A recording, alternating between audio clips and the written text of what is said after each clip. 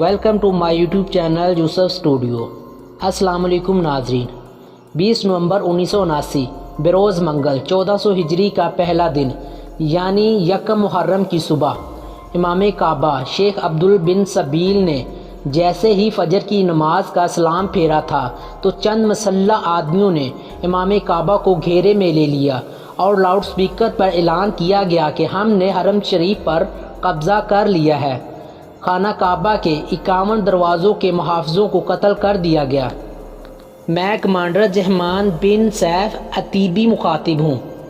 لوگوں تمہیں مبارک ہو، آج تم میں محمد بن عبداللہ یعنی امام مہدی تشریف لا چکے ہیں۔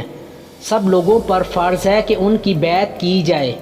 دوستو، یہ واقعہ 20 نومبر کو شروع ہوتا ہے کہ جب باغیوں کے ایک بڑے گروہ نے مسجد الحرام پر قبضہ کر لیا اور امام کعبہ سمیت کئی لاکھوں لوگوں کو یرغمال بنا لیا گیا۔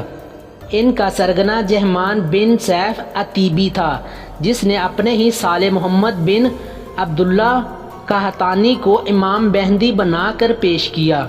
خانہ کعبہ میں کچھ دیر گولیاں چلتی رہیں۔ یہ نمازیوں میں شامل کچھ باغی تھے جنہوں نے اپنے احراموں میں بندوقیں چھپائی ہوئی تھیں۔ یہ بندوقیں جنازوں کے تابوتوں میں رکھ کر اندر لائی گئی تھیں۔ باغیوں نے دروازوں پر کھڑے سپاہیوں کو شہید کیا اور تمام دروازے بند کر دیے گئے۔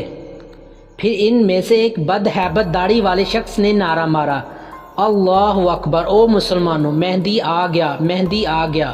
باقی مسلح باغیوں نے اس شخص کی آواز میں آواز ملا کر بلند آواز میں کہا، مہدی آ گیا ہے، مہدی آ گیا ہے۔ اس حوالے سے حال ہی میں ایک کتاب سانجہ خانہ کعبہ 1979 سامنے آئی۔ یہ اس موضوع پر لکھی جانے والی اردو کی پہلی کتاب ہے۔ اس کو دارالحسن نے شائع کیا، جو کہ زیادہ تر مفتی اعظم شیخ بن باز کی تحریک کا ترجمہ ہے، اور اس کا مصنف پاکستان نیوی کے کمانڈر ہیں۔ دوستو، حرم میں غیر عرب زائرین کی بہت بڑی تعداد تھی۔ ان کو سمجھانا مشکل تھا کیونکہ انہیں عربی زبان نہیں آتی تھی، لہٰذا انہیں حرم سے جانے دیا گیا۔ عربی بولنے والے خصوصاً نوجوانوں کو روک لیا گیا۔ انہیں امام مہدی کی بیعت پر مجبور کیا گیا اور اپنے ساتھ ہی رکھ لیا گیا۔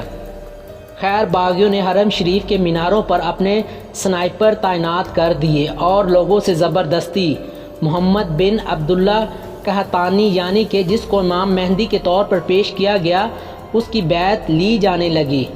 اس کے بغاوت کا سرگنا جہمان بن سیف اتبی ایک شدت پسند اور عالم تھا، جو کہ کچھ عرصہ پہلے اپنے سالے محمد بن عبداللہ قحطانی کے ساتھ جیل میں بھی رہا۔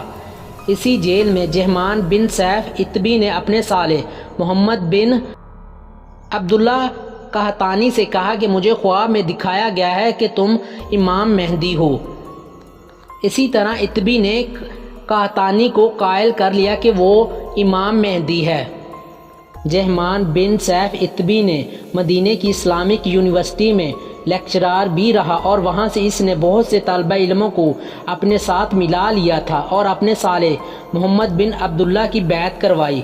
خیر، جب خانہ کعبہ پر انہوں نے حملہ کیا تو اس سے پہلے کہ یہ باغی خانہ کعبہ کے بجلی اور ٹیلی فونوں کی تاریں کاٹ دیتے، بن لادن خاندان کے ایک فرد نے، جو خانہ کعبہ کا معمار تھا، فون پر اپنے افسران کو اطلاع دی کہ خانہ کعبہ میں بغاوت کا اعلان ہو چکا ہے۔ ان افسران نے شاہ خالد کو اطلاع دی۔ شاہ خالد شاہ فیصل کے بعد حکمران تھا۔ شاہ خالد نے شہزادہ ترک کو، جو جاسوسی کا وزیر تھا، فوراً اپنے دربار میں حاضر ہونے کا حکم دیا۔ شاہ خالد ترکی کے شہزادہ اور وزیر دفاع شہزادہ سلطان کی نگرانی میں ایک بہت بڑا اجلاس منعقد ہوا، جس میں شاہ خالد نے اعلان کیا، ہر صورت ہم خود ہی اس صورتحال سے نپٹیں گے، نہیں تو ساری دنیا میں رسوائی ہو جائے گی ہماری۔ 3 دن گزرنے کے بعد بھی سعودی فوج کو قبضہ چھڑانے کا کوئی منصوبہ نہ مل سکا، بلکہ تیسرے دن تک وزیر داخلہ کے 120 سپاہی باغیوں کے ہاتھوں مارے جا چکے تھے۔ بڑا مسئلہ یہ تھا کہ خانہ کعبہ پر فوجی حملہ کرنے سے پہلے کمانڈر کو علماء سے اجازت لینی ضروری تھی، کیونکہ اسلام کی روایات کے مطابق خانہ کعبہ میں جنگ و جدل کی اجازت نہیں تھی۔ علماء بھی آزمائش میں تھے۔ اگر وہ حکومت اور فوجی کمانڈر کو حملے کی اجازت نہ دیتے تو لوگ یہ سمجھتے کہ وہ باغیوں کا ساتھ دے رہے ہیں۔ یہ بحران اتنا سنگین بحران تھا کہ اس سے سعودی علماء اور سعودی شاہی خاندان کے رشتے میں گہرا شگاف پڑ سکتا تھا۔ ان دنوں سعودی علماء کا رہنما عبدالعزیز بن باز تھا، جو کہ نابینا تھا اور ایک روایتی عالم تھا۔ اس بڑے عالم کو سب سے بڑی مشکل یہ درپیش تھی کہ باغیوں کا سرگنا جہمان بن سیف اتبی تھا، جو کہ مدینہ میں ان کا شاگرد رہ چکا تھا۔ جب سعودی حکومت اور سعودی علماء کے مذاکرات ہوئے تو علماء نے حکومت کو خانہ کعبہ پر فوجی حملے کی اجازت دے دی۔ شہزادہ سلطان نے فوج کو تو حکم دے دیا کہ وہ خانہ کعبہ کے تینوں دروازوں پر حملہ کرے تاکہ باغیوں سے نپٹا جا سکے، لیکن وہ حملہ بری طرح ناکام ہوا۔ فوجیوں کو بالکل اندازہ نہ تھا کہ باغیوں کی تعداد 400 سے 500 تھی۔ ان باغیوں میں سعودیوں کے علاوہ یمنی، کویتی، مصری، حتیٰ کہ چند سیاہ فام امریکی بھی شامل تھے۔ باغیوں نے بہت بڑا اسلحہ خانہ کعبہ کے تہہ خانوں میں چھپا رکھا تھا اور میناروں پر مورچے سنبھال لیے تھے۔ جب کوئی بھی فوجی خانہ کعبہ کی طرف بڑھتا تو باغی ان میناروں کے مورچوں سے گولیاں مار کر اس کو قتل کر دیتے۔ 5ویں دن سعودی وزیر دفاع سلطان کے کہنے پر چند فوجیوں کو ہیلی کاپٹر کی رسیوں سے خانہ کعبہ کے صحن میں اتارا گیا، لیکن باغیوں نے انہیں فوراً ہی اپنی گولیوں سے بھون دیا۔ اب وزیر دفاع نے جاسوسی فوج کے سربراہ شہزادہ ترکی الفیصل کو باغیوں سے مقابلے کی ذمہ داری سونپ دی۔ شہزادہ ترکی الفیصل نے لندن خاندان سے خانہ کعبہ اور مسجد الحرام کا مکمل نقشہ بنوایا۔ اسی دوران باغی روزانہ اسپیکروں پر تقریریں کرتے اور مسلمانوں کو مہندی کی بیعت کرواتے رہے۔ سارے عالم اسلام میں ایک عجیب سنسنی اور خوف و ہراس پھیل چکا تھا۔